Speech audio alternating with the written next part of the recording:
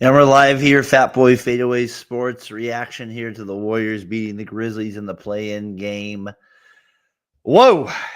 Warriors always make it interesting, people. If you've been with them the whole season, that's what they like to do in the third, fourth quarter. They have the nice big lead. They like to make it interesting on us Warriors fans out here. Butler, Curry show up. We'll get into all that here. Quite the game. The Warriors needed this one. They needed this one bad. They needed to win that play-in game. This was not a game you could lose to the Grizzlies where you were the veteran team, a game you should be able to pull off, especially when you're up as big as you were. Morant went down for a little bit as well, and they delivered. Jimmy Butler being the biggest piece of them all, dropping 38 points in a Jimmy-type game. Did shoot free throws like Shaquille O'Neal, unfortunately, in this game. What did he go for today? The game he went from the line. Butler went 12 for 18. So probably a little better than Shaq, but not the best there. 12 from 20 up from the field. Ended up with 38. Curry, 37. He joins them in it. So great game for the Warriors. They end up pulling it out, advanced to play Houston as well. But some interesting points in this game that I just wanted to get off my chest real quick was the fact that we traded for Jimmy Butler. We said Jimmy Butler was going to show up.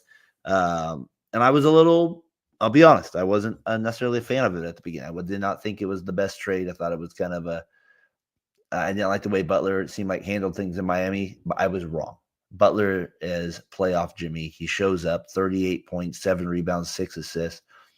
There's some concerning things along the way with the Warriors offense overall to win a finals, but in tonight's game, the way he's been playing, he's giving us everything we need.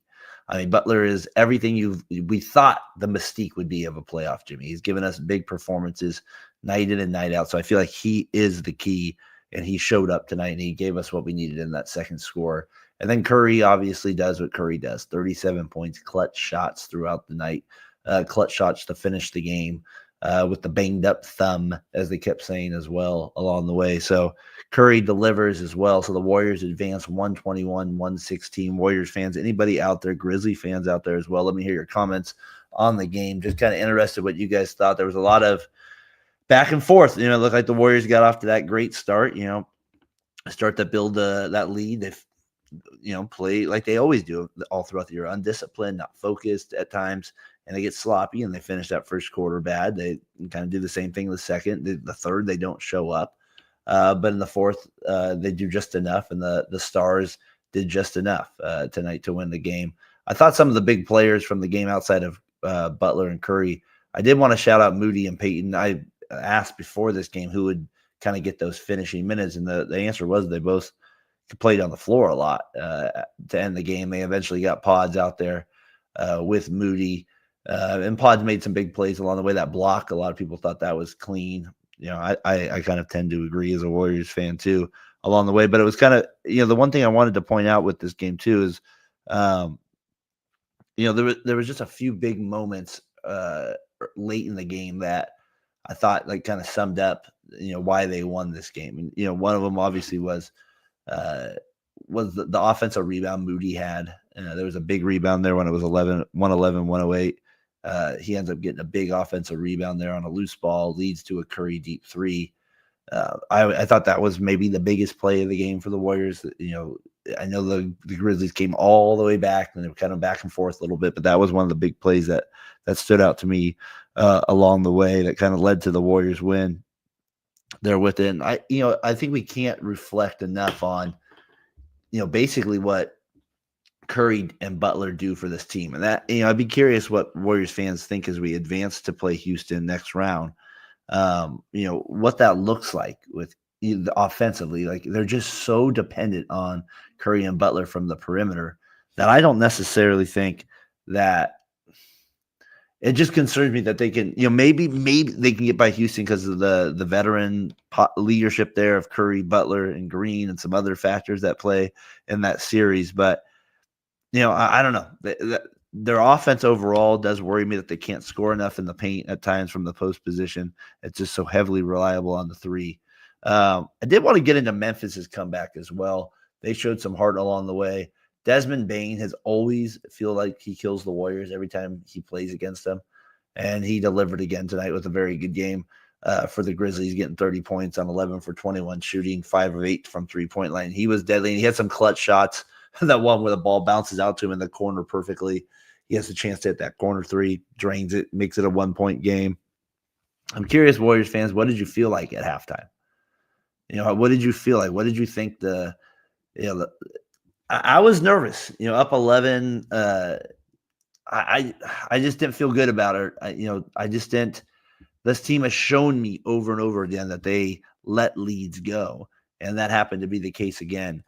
And I mean that, and so for Memphis is to their point, they came back even with Morant going down on that floater, but it just shows to me that the Warriors, they're just undisciplined at times still, and they don't consistently get stops enough in momentum situations like they used to, and that's a big part of basketball. It's just such an innate part of the game, and the Warriors obviously have a great players on their team, but they still lack that ability to make big stops in big moments consistently. And the Grizzlies couldn't take advantage of it. They had some great opportunities along the way to really take advantage of it. A couple missed threes. Bane had a couple that went in and out along the way.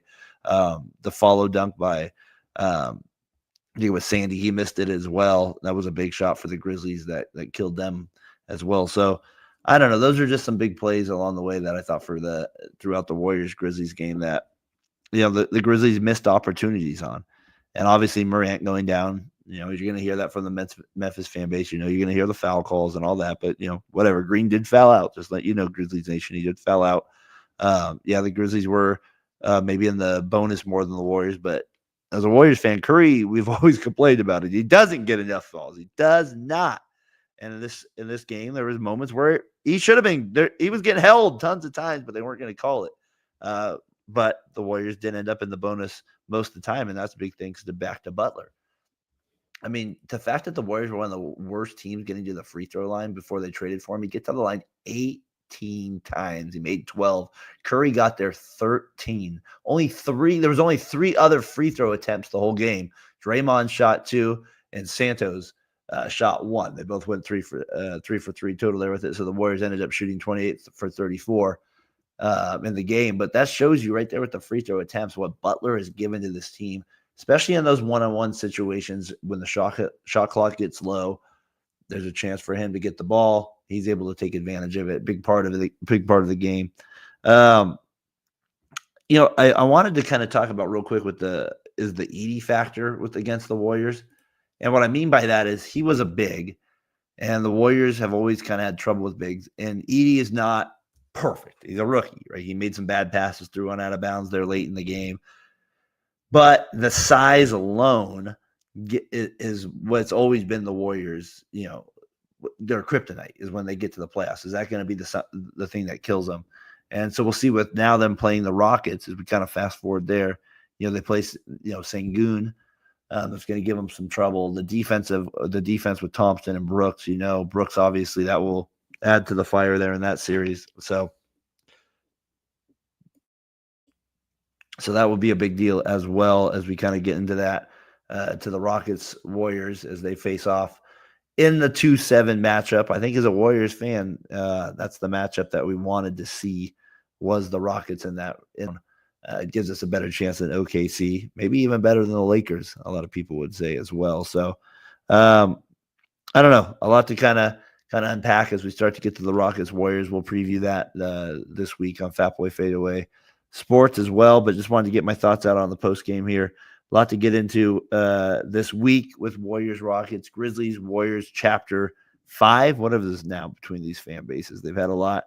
It's disappointing to see Morant go down. You kind of wanted to see their best versus our best, but the Warriors did come through. Got some big baskets down the stretch. Curry specifically on those handoff plays, as good as it gets. And again, Butler getting 38, Curry getting 37. Those were the big plays of the game. And we'll see what the Grizzlies can do. They get to play. They'll either play Sacramento or Dallas. See who wins tomorrow between them. Memphis to me is the better team out of those 3. So we'll see if they can, at least kind of come together, especially the way they played tonight. They played definitely more as a unit, the way that you've been hearing from other Grizzlies in their on other social media platforms that they haven't been playing very well. And I was on last night with P Shark out there with it and out in Memphis. and the Grizzlies hadn't beat a winning team in the Western Conference since January. So they still have a lot of work to do, the Grizzlies. But if they play like they did tonight, there's a good chance they make it in as the 8 seed and get to play OKC. If they don't make it, the Wizards, or if they do make it, the Wizards get their pick. If not, the Grizzlies will end up back with their pick as well. Some other things just to wrap it up here on a little post game here. Warriors, Grizzlies. Appreciate anybody that was able to kind of tune in here for a few minutes. Kind of, like I said, I'm still in the comments. So leave a comment. I'll get you up on here, no doubt about it. Just wanted to wrap it up with a couple things here, and that was the fact that Butler and Curry as a duo, as that's what you're going to need from them every night as a Warriors fan. Like, the positive is from this is that we have two legit guys that can get basically 40 points a game if we need them to in a playoff scenario. The weakness is with this team is that they don't have anybody else that can consistently score or doesn't look to score in crunch time minutes.